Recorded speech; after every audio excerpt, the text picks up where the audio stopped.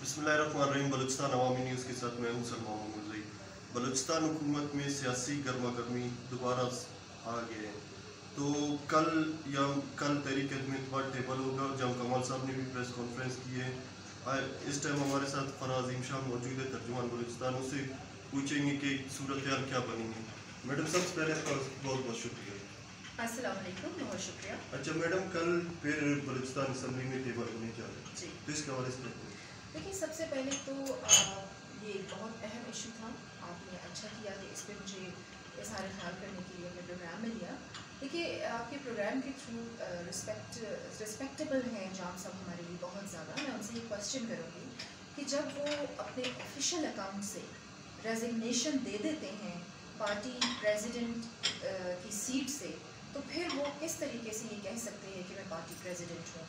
और देखिए, फिर उन्होंने इसकी तरदीद भी नहीं की। तो इलेक्शन कमीशन के मुताबिक अगर कोई अपने ऑफिशियल अकाउंट से कोई रेजिग्नेशन दे देता है और फिर उसकी तरदीद भी नहीं करता, तो वो एक्सेप्ट हो जाती है। अब आप देखें कि ऑन ग्राउंड रियलिटीज़ क्या हैं। और देखिए, ये तो सिर्फ नंबर्स गेम है ना, अगर आपको पता हो। और ये फिर एक बहुत लंबा प्रोसेस जो है तहरीक अदम एतमाद का, वो चलेगा। अब पार्लिमानी लीडर जो हैं वो हमारे respectable chief minister Mir Abdul Quddus Bizenjo हैं। और अभी परसों ही उनकी पार्टी की जो मीटिंग है वो हुई है, और तकरीबन कोई 16-18 मेंबर्स जो थे बाप पार्टी के, वो उसमें मौजूद थे। इत्तेहादी भी वहाँ पर मौजूद थे, और सब ने मीर अब्दुल कद्दूस बिज़िंजो पर एतमाद का इजहार किया है। मैडम, कल जम कमाल साहब की प्रेस कॉन्फ्रेंस जी, जम कमाल साहब ने ये कहा कि भाई वो पार्लिमानी लीडर है मगर पार्टी का सदर नहीं है। जी, अभी भी इलेक्शन कमीशन में आप देख ले, पार्टी का सदर में मेरा नाम लिखा है। कद्दूस बिज़िंजो साहब जो कर रहे पार्टी के साथ सही नहीं कर रहे। देखिए, आपको मैं यही बता रही हूँ कि जब उन्होंने अपने ऑफिशियल अकाउंट से रेजिग्नेशन दे दिया था और उसकी तरदीद भी जब नहीं की, तो आप इलेक्शन कमीशन से पूछ लें कि वो रिज़ाइन जो है वो एक्सेप्ट हो गया है। और अब इलेक्शन कमीशन के मुताबिक जो जनरल सेक्रेटरी है उसके पास सारे जो इंतज़ामात हैं, जो भी उसने आगे पार्टी के आगे जो मामला देखने हैं, वो अब सारे पावर्स उनके पास आ गए। तो ये एक मैं लीगल चीज़ आपको बता रही हूँ, आप भले जाके इसकी तस्दीक भी कर लें। और अच्छा, अब ये देखें कि ये जो चंद अरकान मैं देख रही हूँ तहरीक अदम एतमाद का जो हिस्सा है, पहले वो मीर अब्दुल कद्दूस बिज़िंजो के साथ थे, और जब उनको अपनी ही नाअहली और नालायकी की वजह से मिनिस्ट्री से अलग किया गया, तो अब वो एक इंतकामी कार्रवाई पर उतर आए हैं। और जाम साहब भी यही कर रहे हैं। देखिए, जाम साहब, हमारे बलूचिस्तान का एक कल्चर है, एक रिवाज है, एक तहजीब है कि यहाँ पर आपके दरवाजे अपनी आवाम के लिए 24 घंटे खुले रहे। लेकिन जाम साहब ने क्या किया कि सीएम हाउस के दरवाजे बंद कर दिए, सारी मिनिस्ट्रीज का कंट्रोल सीएम हाउस तक महदूद कर दिया, काम नहीं हो रहे थे। मिनिस्टर्स 4-4, 8-8 घंटे बैठे रहते थे उनसे मीटिंग के लिए। तो जाम साहब अपने अमाल के हाथों जब घर भेज दिए गए, तो अब ये मीर अब्दुल कद्दूस बिज़िंजो से एक ब्लैकमेलिंग, एक जेलसी और एक इंतकामी कार्रवाई मैं इसको कहूँगी, उसके लिए ये आ गए हैं मैदान में। अच्छा, और बुरे तरीके से नाकाम होंगे। अच्छा मैडम, जाम कमाल साहब का ये कहना था कि मीर अब्दुल कद्दूस साहब यहाँ पे पाकिस्तान में तय नहीं, लॉ एंड ऑर्डर की सिचुएशन सही नहीं है।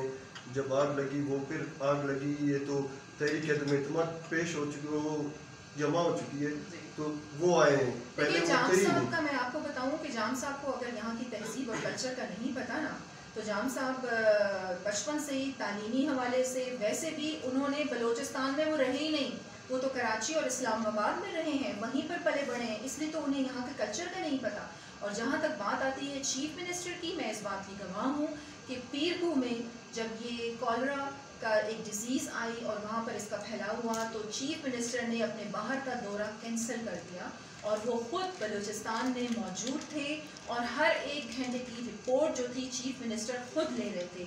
और इसके बाद जब ये जंगलात का वाक़या हुआ, तो चीफ मिनिस्टर तो यहीं पर मौजूद थे। आप उनकी रोज़ाना की मुलाकातें देख रहे हैं, आप उनके वीडियो पैगाम देख रहे हैं, आप उनकी मीटिंग्स देखें। और फिर शहरानी, डिस्ट्रिक्ट शहरानी में पर्सनली चीफ मिनिस्टर खुद गए हैं, और उन्होंने हेलीकॉप्टर से सारा 3-4 घंटे का मायना किया है।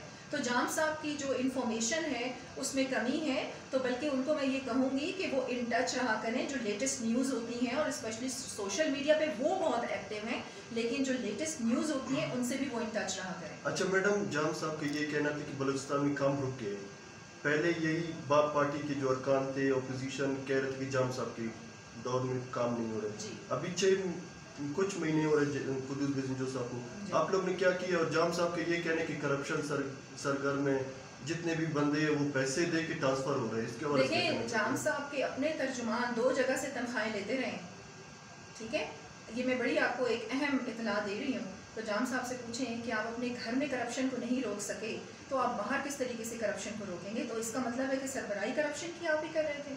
और फिर जहाँ तक बात आती थी कि 6 महीने हुए होंगे तकरीबन अभी मीर अब्दुल कद्दूस बिजंजो को अपनी रिस्पॉन्सिबिलिटी संभाले हुए, तो जादू की छड़ी तो नहीं है हमारे पास कि हम उसको हिलाएं तो फ़ौरन चीज़ें जो हैं वो चेंज हो जाएं। मीर अब्दुल कद्दूस बिजंजो ने जैसे ही अपनी जिम्मेदारियां संभाली, इतना बड़ा मंसूबा रेकोडिक का साइन किया जिसकी बदौलत अरबों रुपए बलूचिस्तान में आएंगे। पाकिस्तान मकरूज था और उसके ऊपर कितना बड़ा जुर्माना आयद हुआ था।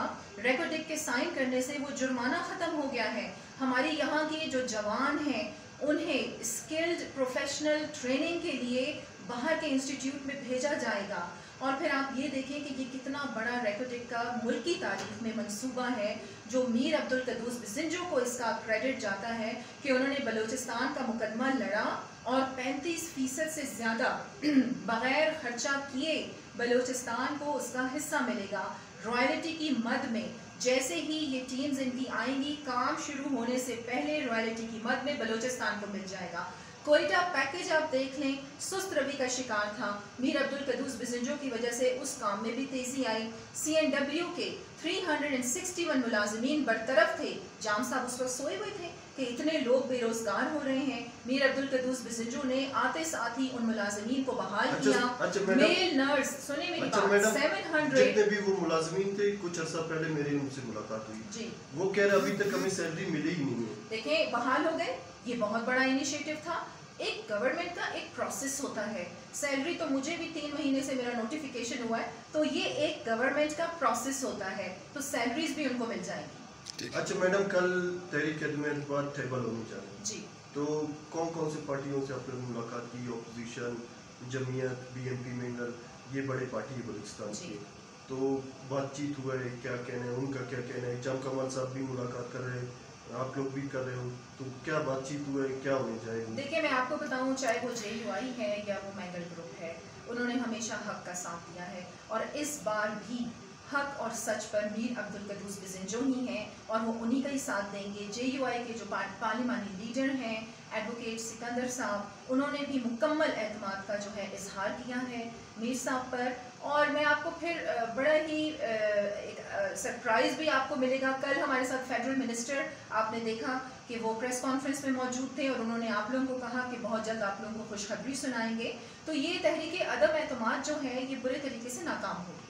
मैडम, ओवरऑल पाकिस्तान में जो सिचुएशन आप देख रहे हैं उसके हवाले से क्या कहना चाहते हो? PTI का धरना है और बलदियाती इलेक्शन भी आ रहे हैं, पाकिस्तान की ओवरऑल सिचुएशन क्या होगी? देखिए, मैं आपके इस प्रोग्राम के थ्रू जितनी भी हमारी पॉलिटिकल पार्टीज़ हैं और उनके लीडर्स हैं, मैं उनको ये पैगाम देना चाहती हूँ कि सबसे पहले पाकिस्तान, और देखिए इस किस्म के इंतशार का पाकिस्तान मुतहम्मिल नहीं हो सकता। आपकी पॉलिटिकल इंस्टेबिलिटी, इसको बिल्कुल भी नहीं होना चाहिए। आपके पाकिस्तान का बहुत बुरा इमेज जो है वो बाहर के ममालिक में जा रहा है। पाकिस्तान की इकॉनमी आप देखें कि कहाँ पर स्टैंड कर रही है। तो अगर तो वाकई में PTI को भी मेरा यही पैगाम है और बाकी सियासी जमात को भी मेरा यही पैगाम है कि अगर आप वाकई में मुहिब्बुल वतन हैं तो सिर्फ़ और सिर्फ पाकिस्तान और पाकिस्तान की आवाम के बारे में सोचें। और यहाँ एक और पैगाम मैं आपको देना चाहूँगी कि सोशल मीडिया पे पिछले दिनों, बल्कि इन दिनों में भी हम देख रहे हैं कि हमारे जो सिक्योरिटी नाफिज करने वाले अदारे हैं, हमारी पाक आर्मी है, उसके ख़िलाफ़ एक बहुत सा प्रोपेगेंडा चल रहा था। देखें, ये एक जमहूरी अमल है कि आप पॉलिटिकल पार्टीज़ को चूज़ करते हैं, आप अपनी मर्ज़ी से किसी भी पार्टी, किसी भी लीडर को वोट डालते हैं, बट अपने बॉर्डर्स के लिए हमारे पास कोई ऑप्शन नहीं है और कोई और ऑप्शन होना भी नहीं चाहिए। आपकी जो पाक फ़ौज है वो दिन रात फ्रंट लाइंस पर आपकी हिफाजत के लिए लड़ रही है। ये बैरूनी साजिशें हैं कि हमारे जवानों को, हमारे कुछ लोगों को अपने ही फ़ौज के ख़िलाफ़ लड़वाना चाहते हैं और इंशाअल्लाह हम सारी जो जितनी भी आवाम है वो पाक फौज के शाना बशाना खड़ी है और इस किस्म की कोई भी नेगेटिव जो भी कार्रवाइयाँ होंगी, जो भी वो चाहेंगे साजिशें, वो बुरे तरीके से नाकाम होंगी।